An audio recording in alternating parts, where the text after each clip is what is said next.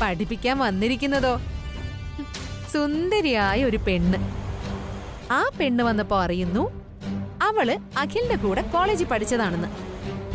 പക്ഷേ ഇപ്പോഴല്ലേ മനസ്സിലാവുന്നത് വന്ദന കോളേജിൽ അഖിയുടെ കാമുകിയായിരുന്നു.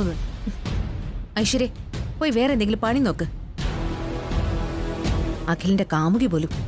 ലോകത്ത് വേറെ ആരെക്കുറിച്ച് വേണമെങ്കിലും നീ പറഞ്ഞോ, പക്ഷെ അഖിലിനെ പറ്റി പറഞ്ഞ അത് ഞാൻ വിശ്വസിക്കില്ല. അഖിലിന് ശ്യാമയ്ക്കപ്പുറം മറ്റൊരു ലോകം ഇല്ല. ശരി ശരി, ഞാനൊന്നും പറയുന്നില്ലേ. അല്ലെങ്കിലും കാലം അങ്ങനെയാ. കൊന്നവർക്കല്ല കുറ്റം, കണ്ടവർക്കാ. ദേ ഞാൻ വിട്ടു, അവരായി അവരുടെ പാടായി. ആ ഫോട്ടോ കണ്ണീന്ന് മായുന്നില്ല, അതുകൊണ്ടാ ഏട്ടത്തിയോട് വന്ന് പറഞ്ഞത്.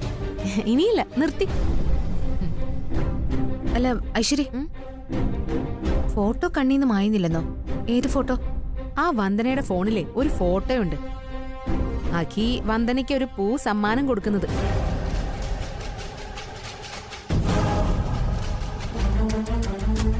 എന്ന് ഞാൻ വന്ദനയോടൊന്ന് ചോദിക്കട്ടെ, ആ ഫോട്ടോ?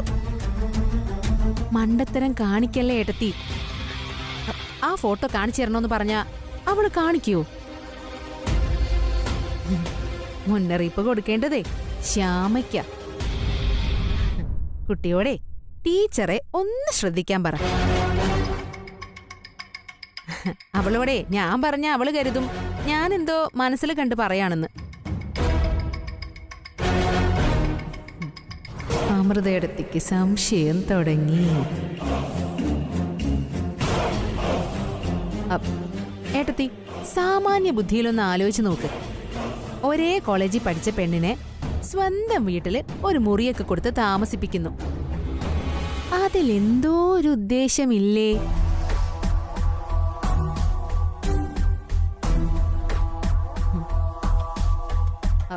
ഏട്ടത്തി, ഒരാണിനെയും വിശ്വസിക്കരുത്. ഏതൊരഖിലായാലും ശരി, ഭാര്യയെ ചതിക്കാൻ ഒരവസരം കിട്ടിയ അവര് ചതിച്ചിരിക്കും.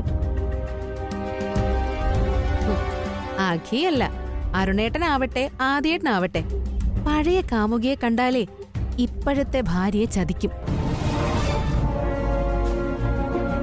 ആ വേണമെങ്കിൽ അടുത്ത് വിശ്വസിച്ചാ മതി. ഞാൻ പോവാ, പോട്ടെ.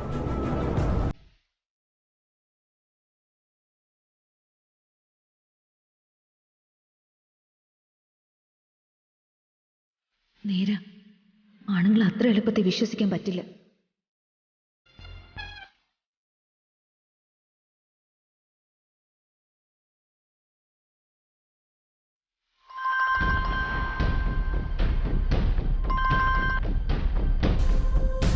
ഹലോ വന്ദന. ഹലോ അഖിൽ, ഡ്രൈവിലാണോ? അങ്ങനെയാണെങ്കിൽ സോറി. താൻ കാര്യം പറയൂ വന്ദന. ഞാൻ അഖിലിന്റെ ഫോണിലേക്ക് ഒരു പിക്ചർ അയച്ചിട്ടുണ്ട്, ഒന്ന് നോക്കൂ. എന്നിട്ട് എന്നെ ഒന്ന് വിളിക്കാമോ?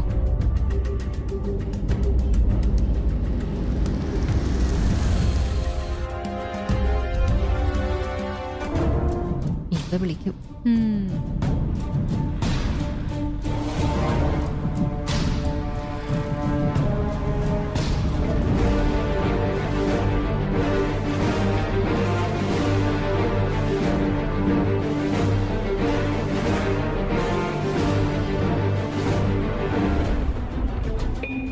അഖിൽ വിളിക്കുന്നു. സ്പീക്കറിലിട്, സ്പീക്കറിലിട്. ഹലോ വന്ദന, ഇത് എപ്പോ എടുത്ത ഫോട്ടോയാ? അത് ശരി. അപ്പോ ഓർമ്മശക്തിയൊക്കെ ഇത്രേ ഉള്ളല്ലേ? അന്ന് കോളേജിൽ വെച്ച് നമ്മൾ നാടകത്തിനെടുത്തത് അഖിലായിരുന്നില്ലേ ഹീറോ? ഞാൻ അഖിലിന്റെ പുറകെ നടക്കുന്ന പെണ്ണ് തനൂജ. അവസാനം എന്റെ കയ്യിൽ നിന്ന് നായിക അഖിലിനെ തട്ടിയെടുത്തു. അല്ല, അന്ന് നാടകം ഓർമ്മ വരുന്നുണ്ട്. പക്ഷേ ഇത് ഈ ഫോട്ടോയിൽ നമ്മൾ ദൂരെ എവിടെ പാർക്കിൽ നിൽക്കുന്ന പോലെയാണല്ലോ തോന്നുന്നത്.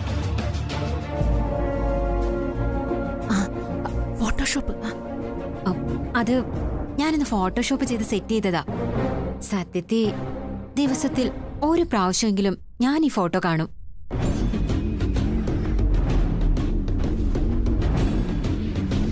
എന്തോ മനസ്സിൽ ഈ ഫോട്ടോ കാണുമ്പോഴേ ഒരു സന്തോഷം കിട്ടും. സത്യത്തിൽ ഈ ഫോട്ടോ എന്റെ കയ്യിലുള്ളതുകൊണ്ടാ ഞാൻ വിവാഹം പോലും കഴിക്കാത്തത്.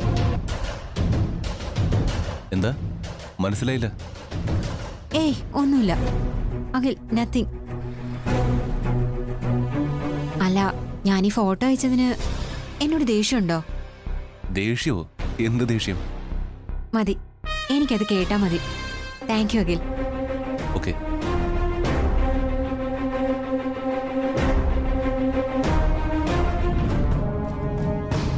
അഖിലിപ്പോ ഈ ഫോട്ടോയുടെ പുറകെ ആയിരിക്കും. ഇനി അടുത്ത ഘട്ടം ഈ ഫോട്ടോ ശ്യാമയെ കാണിക്കാന്നുള്ളതാ. അമൃത ഇപ്പൊ തന്നെ ശ്യാമയോട് കാര്യങ്ങളെല്ലാം പറഞ്ഞിട്ടുണ്ടാവും. അവള് ഏത് നിമിഷവും ഇവിടെ എത്തുകയും ചെയ്യും. ദേ വന്നു. പഠിപ്പിക്കാനുള്ളവര് പഠിപ്പിച്ചിട്ട് പോണം. കുടുംബം ഇല്ലാതാക്കാൻ നോക്കരുത്.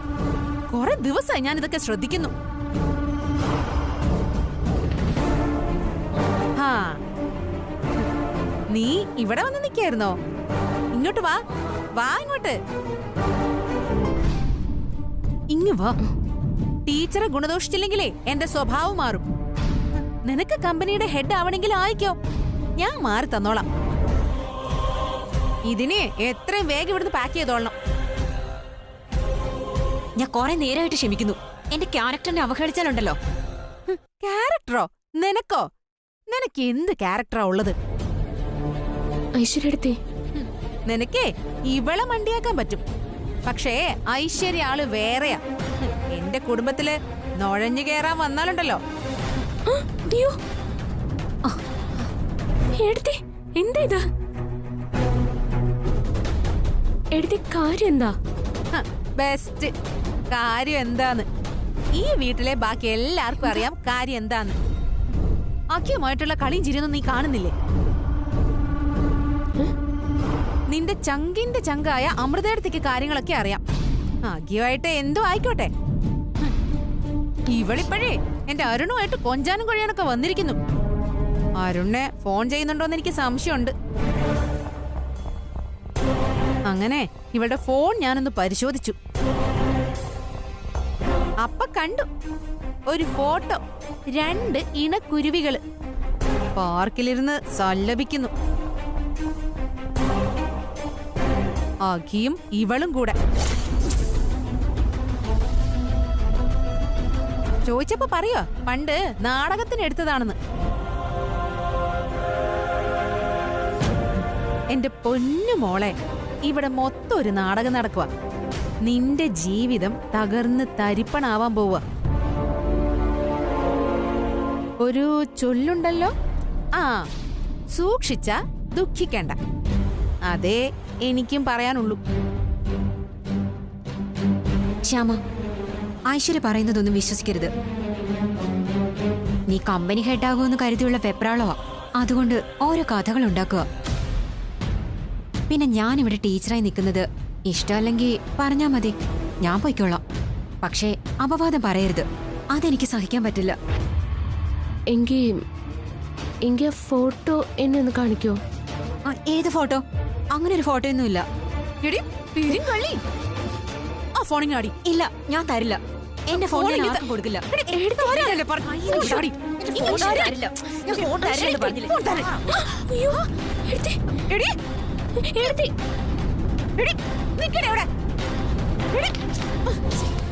വാടി.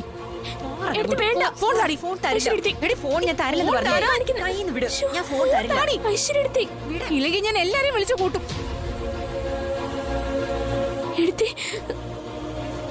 മര്യാദയ്ക്ക് ഫോൺ താടി. നീ ഫോൺ തന്നാ നമ്മള് മാത്രമേ അറിയുള്ളൂ. അല്ലെങ്കിൽ ഈ വീട്ടിലുള്ള എല്ലാരും അറിയും. ഫോൺ തരുന്നതാ നിനക്ക് നല്ലത്. താടി തരാൻ. ഇതിന്റെ പാസ്വേഡ് എന്താന്ന് നിനക്കൊന്ന് അറിയണ്ടേ? നീ കണ്ടോ?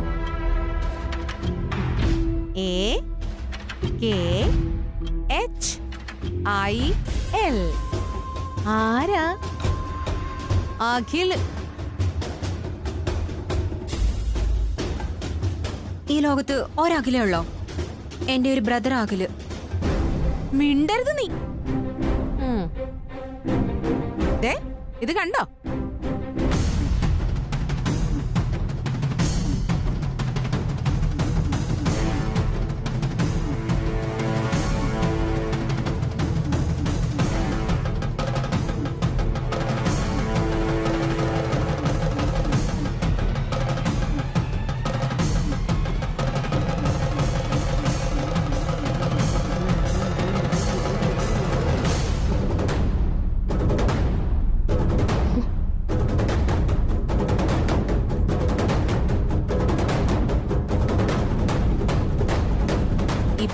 തൃപ്തിയായല്ലോ.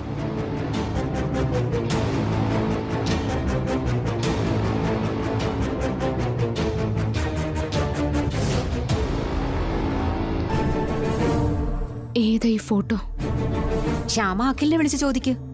ഇത് മുമ്പ് ഞങ്ങൾ കോളേജിൽ അവതരിപ്പിച്ച നാടകത്തിലെ രംഗമാ. അതൊന്ന് ഫോട്ടോഷോപ്പ് ചെയ്ത് പാർക്കാക്കിയതാ. കോളേജിലെ നാടകോ ഫോട്ടോഷോപ്പ് ചെയ്ത് പാർക്കാക്കിയെന്നോ? മോളെ, പറയുമ്പോ കേൾക്കുന്നവർക്ക് ദഹിക്കുന്ന കള്ളങ്ങൾ പറയണം. ശ്യാമേ, സത്യം പറയുന്നത്, ഇത് കോളേജ് നാടകത്തിലെ ഫോട്ടോയാ. അഖിലിന്റെ ഫോണിലും ഈ ഫോട്ടോ ഉണ്ട്.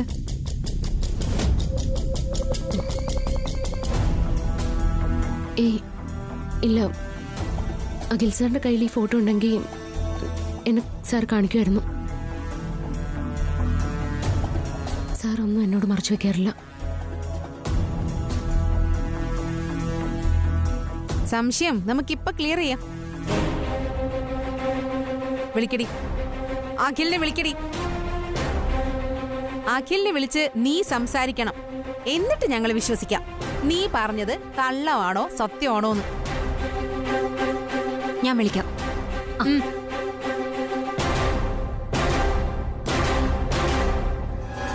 ദേ, ലൗഡ് സ്പീക്കറിൽ ഇടണം, ഞങ്ങൾക്കൂടെ കേൾക്കണം.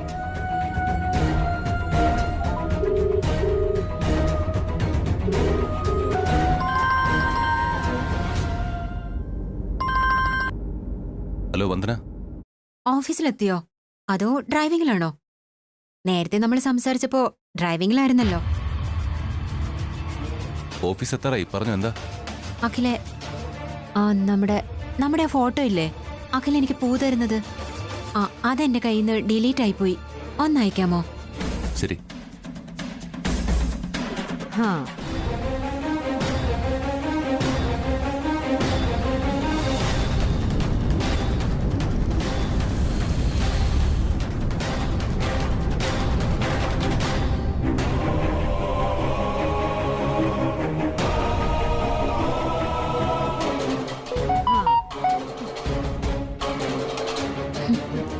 കണ്ടോ?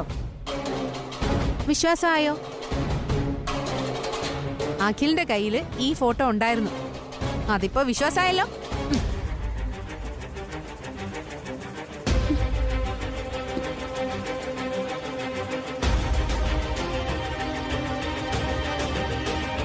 എന്റെ മുന്നിൽ എന്തൊക്കെയാ നടക്കുന്നത്?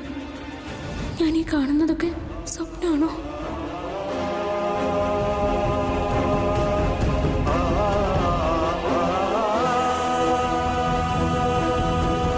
ഈ ശ്യാമ, ഇതൊക്കെ ഞങ്ങള് കോളേജിൽ പഠിച്ചിരുന്നപ്പോ ഉള്ള കാര്യങ്ങളാ. ഐശ്വര്യ ഓരോ കെട്ടുകഥകൾ ഉണ്ടാക്കുകയാ. ക്ലാസ് തുടങ്ങാൻ സമയമായി, പോയി ബുക്സ് എടുത്തോണ്ട് വാ. അത് ശരി, ഇപ്പോ ഞാനായി കുറ്റക്കാരി. ഇനി ടീച്ചറും കുട്ടിയും കൂടെ എന്ത് വേണമെങ്കിലും ആയിക്കോ. വരുന്നത് നീ അനുഭവിക്കുകയും ചെയ്തോ.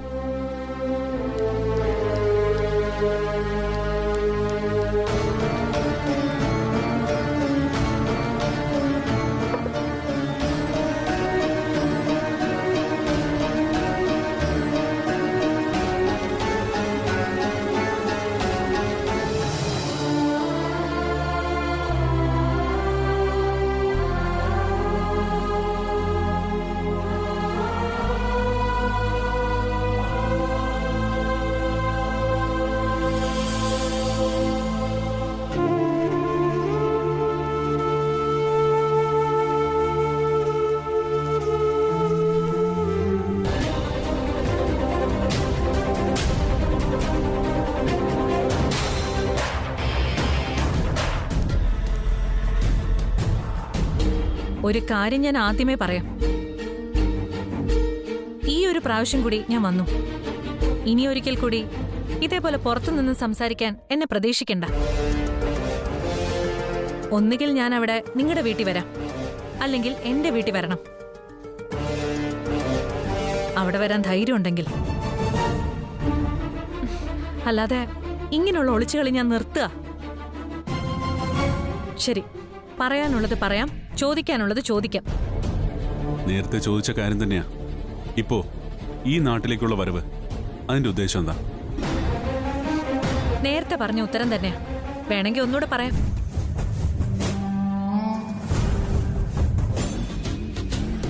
ജീവിക്കാൻ വേണ്ടി. ജീവിക്കാൻ തന്നെയാ വന്നത്. കാശുള്ളവർക്കും കമ്പനി മുതലാളിമാർക്കും മാത്രം ജീവിച്ചാ പോരല്ലോ. ഞങ്ങളെപ്പോലുള്ള ദരിദ്രവാസികൾക്കും കഴിഞ്ഞുകൂടണ്ടേ? ഒരു ജോലിക്ക് വേണ്ടിയാ ഞാനന്ന് കമ്പനിയിലേക്ക് വന്നത്. മായ, എനിക്ക് വെറുതെ ഒരു സംശയം തോന്നുക. എന്താ ജഗൻ? അല്ല, ഐശ്വര്യ ഒരു പെണ്ണിനെ കുറിച്ച് സൂചിപ്പിച്ചിരുന്നില്ലേ? ആദിത്യന്റെയും അമൃതയുടെയും ഇടയിലുള്ള ഒരു പ്രശ്നം. ഇനി ഈ പെണ്ണാണോ ആ പെണ്ണ്? ഇനി എന്താ അറിയേണ്ടത്?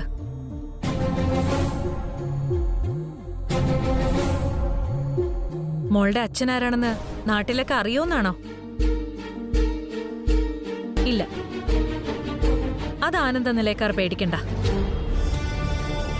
ഞാനതൊന്നും പറയില്ല.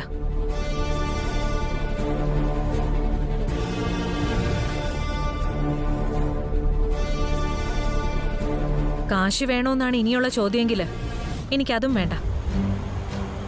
ഈ നാട്ടിൽ നിന്നൊന്ന് പോയി തരണം എന്നാണ് പറയാൻ വരുന്നെങ്കിൽ സോറി, തൽക്കാലം പോകാൻ യാതൊരു ഉദ്ദേശവുമില്ല.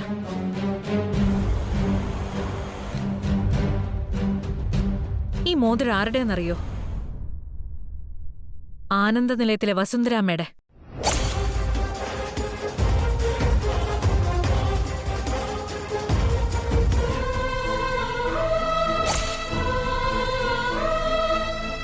അന്നമ്മയ്ക്ക് O നെഗറ്റീവ് ബ്ലഡ് കൊടുത്തത് ഈ ഞാനായിരുന്നു. അതിന്റെ സന്തോഷമായിരുന്നു ദേ ഈ മോതിരം. കണ്ടോ, ചിതറിത്തെറിച്ചു കിടന്ന ബന്ധങ്ങൾ ദൈവം ചേർത്ത് വെക്കാൻ നോക്കുന്ന രീതികൾ കണ്ടോ? നിങ്ങൾ പക്ഷേ പേടിക്കണ്ട, ഇതൊന്നും ഭാവിയില് അവകാശം സ്ഥാപിക്കാനുള്ള അടയാളങ്ങളൊന്നും ആവില്ല. എന്നെ സംബന്ധിച്ച് ഇതൊരു അമ്മ എനിക്ക് തന്നൊരു സമ്മാനം, അത്രേ ഉള്ളൂ. പറഞ്ഞില്ലേ പേടിക്കണ്ട. അന്ന് ഞാൻ പറഞ്ഞു ആവശ്യമില്ലാതെ പേടിച്ചിട്ട് കാര്യമൊന്നുമില്ലാന്ന്. പിന്നെ കുഴപ്പം പിടിച്ച എന്തെങ്കിലും ആലോചന മനസ്സിലുണ്ടോ? അല്ല, എന്ന് വെച്ചാ എന്നെ അങ്ങ് തട്ടിക്കളയാന്ന് അങ്ങനെ എന്തെങ്കിലും? എന്തൊക്കെയാ പറയുന്നേ? അല്ല, ഈ അഭിമാനം രക്ഷിക്കാൻ വേണ്ടി ചില കുടുംബക്കാരെ എന്തും ചെയ്യുമല്ലോ. അങ്ങനെ എന്തെങ്കിലും ചിന്ത മനസ്സിലുണ്ടോന്നാ ചോദിച്ചത്. അഥവാ അങ്ങനെ ഉണ്ടെങ്കിൽ അതങ്ങ് കളഞ്ഞേക്കുന്നതാ നല്ലത്. കാരണം എന്താണെന്നറിയോ? അങ്ങനെ ഒരു സാഹചര്യം ഉണ്ടായാ എനിക്ക് പറയേണ്ടതൊക്കെ ഞാൻ റെക്കോർഡ് ചെയ്ത് കൃത്യമായ സ്ഥലങ്ങളിൽ സൂക്ഷിച്ചു വെച്ചിട്ടുണ്ട്. പേടിക്കണ്ട. അതെ, എനിക്കൊരു കുഴപ്പം സംഭവിക്കുന്നത് വരെ അതവിടുന്ന് അനങ്ങില്ല. ഒരു കാര്യം ഓർമ്മിച്ചാ മതി, എല്ലാ കാര്യങ്ങൾക്കും ചില തെളിവുകൾ ബാക്കിയുണ്ടാവണ്ടേ.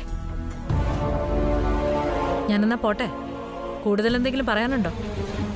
ഒന്നും പറയാനില്ല, പറഞ്ഞിട്ട് കാര്യമില്ല. എന്റെ വീട്ടിൽ ഞാനും ഭാര്യയും തമ്മിൽ അകന്നിരിക്കുക. എന്റെ സഹോദരങ്ങൾക്കിടയിൽ ഞാൻ ഒറ്റപ്പെടുന്നു. അത് പറഞ്ഞാലൊന്നും മനസ്സിലാവില്ലല്ലോ. സഹോദരങ്ങൾക്ക് മുൻപിൽ ഒറ്റപ്പെട്ട് നിൽക്കുന്നതിൽ നിങ്ങൾക്ക് വിഷമമുണ്ടല്ലേ? ഈ സമൂഹത്തിന് മുമ്പിൽ ഒറ്റപ്പെട്ട് നാണം കെട്ട് ജീവിക്കുന്നതിന്റെ വിഷമം എത്രയാണെന്ന് നിങ്ങൾക്ക് ഊഹിക്കാൻ പറ്റുമോ?